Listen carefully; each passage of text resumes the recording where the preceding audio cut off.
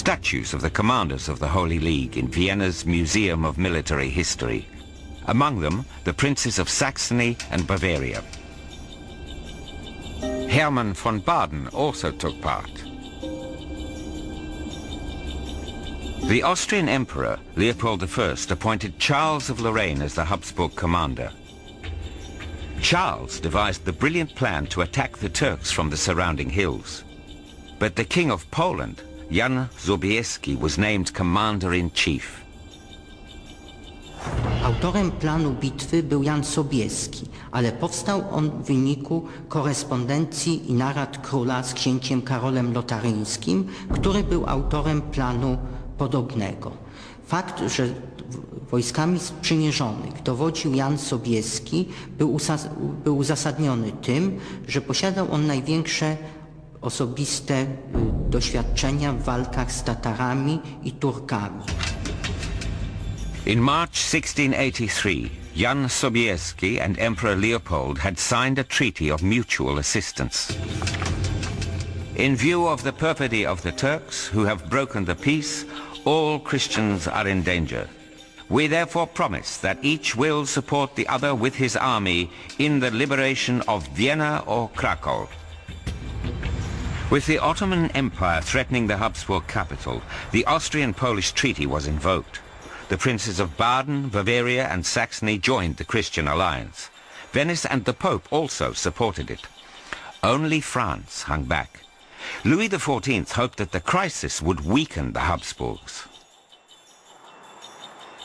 Versuche, Bündnisse der christlichen Staaten gegen das Osmanische Reich zustande zu bringen, gibt es eigentlich schon seit dem 16. Jahrhundert, die alle letztlich daran gescheitert sind, dass jeder Staat in Europa froh war, wenn es diesmal nicht ihm gegolten hat, sondern einem anderen Staat.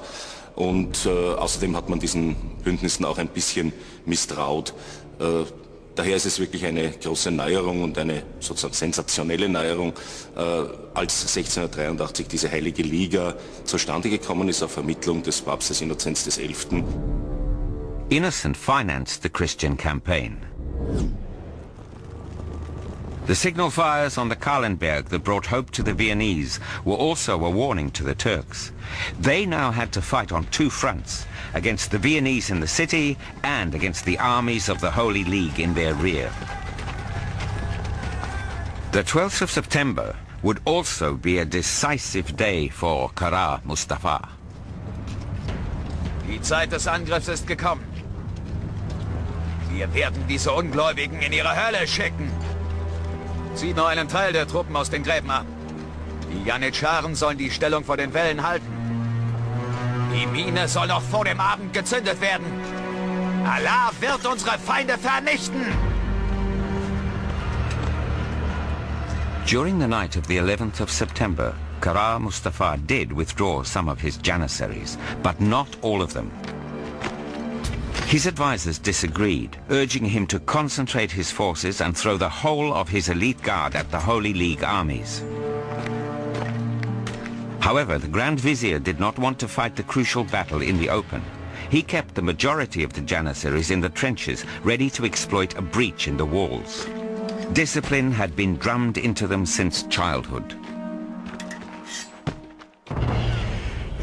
Janitscharen sind außerdem todesmutig, weil sie nicht viel zu verlieren haben. Sie können keine Familie gründen, haben damit keine Kinder, sind eigentlich nur ihrem Korps verpflichtet und als solche eine eingeschworene Gemeinschaft von Elitesoldaten. Das sind alles Elemente, die diese Truppe zu einer besonders gefürchteten und besonders effizienten Einheit gemacht haben. The janissaries were legendary marksmen. Their musketry was deadly accurate. In close combat, they were absolutely fearless. After I had delivered the call for help, the army began preparing for the battle, even though the Polish contingents were not yet in position. Sobieski encouraged his commanders. Meine Generäle, heute stoßen wir bis zum Lager der Türken vor. Und morgen werden wir die Entscheidung suchen. Wir werden die Türken überraschen. Sie haben sich in unserer Richtung nicht verschanzt. Wir werden also kaum auf konzentrierte Kräfte stoßen. Und da ich Ihre Tapferkeit kenne, bin ich guten Mutes. Meine Herren, Erwarten Sie keine weiteren Befehle von mir. Gott wird uns führen. Wir sollten ihn gemeinsam um seinen Beistand bitten.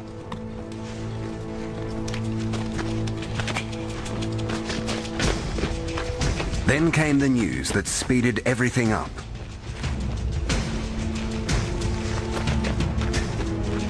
Eure Exzellenz, meine Offiziere melden den ersten Angriff der Türken. Gott sei mit euch.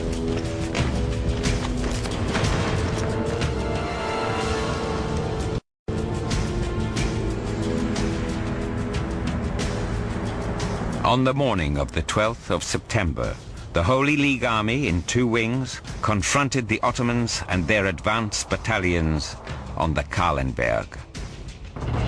Armeen kämpfen im 17. Jahrhundert generell in kompakter Aufstellung, in wohlgeordneter Aufstellung. Gegen die Türken legt man sozusagen noch eines nach. Man hat Angst vor der zahlenmäßigen Überlegenheit der Türken und vor allem vor ihrer zahlreichen Reiterei und schließt sich daher meistens noch enger zusammen, wenn es gegen die Türken geht. Das heißt noch tiefere Aufstellung. Man setzt vor allem auch auf die Feuerkraft, nicht so sehr auf die Blankwaffen, um sich durch geschlossene Feuerlinien sozusagen die Türken vom Leib halten zu können. On the 12th of September, the Kahlenberg and its vineyards were the setting for a battle that made history. Before the battle, the devout Sobieski had an open-air mass said. The Christian alliance was also waging a holy war. We are going into battle not for king and emperor, but for God, Sobieski proclaimed that morning.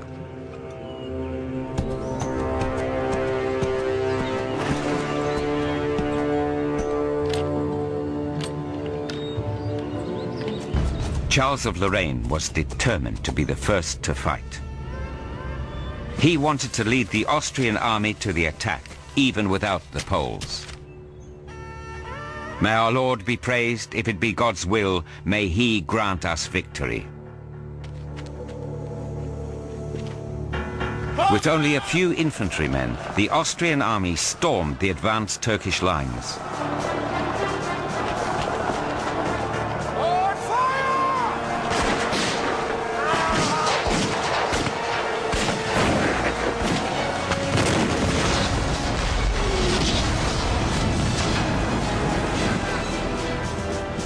In this first encounter, the Austrian army under Charles of Lorraine succeeded in pushing the advanced Turkish units back to their main lines. But there the superior Ottoman army awaited them.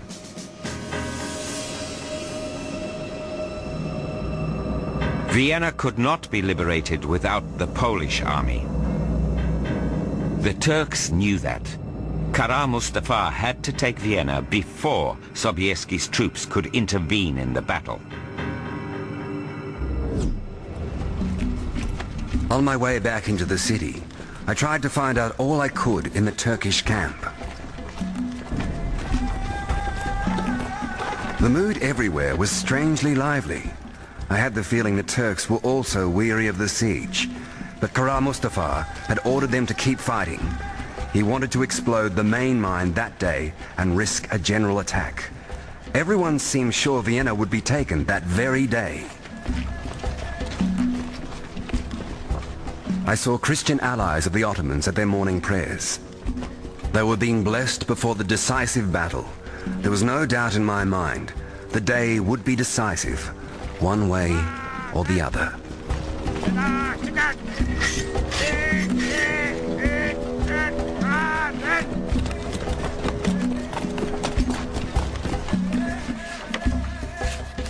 The strength of the Ottoman army is recorded in this muster book. There were 168,000 soldiers outside Vienna, but only 5 mortars and 112 low-caliber cannon. That is why Kara Mustafa was not depending on the artillery to shoot its way into the city.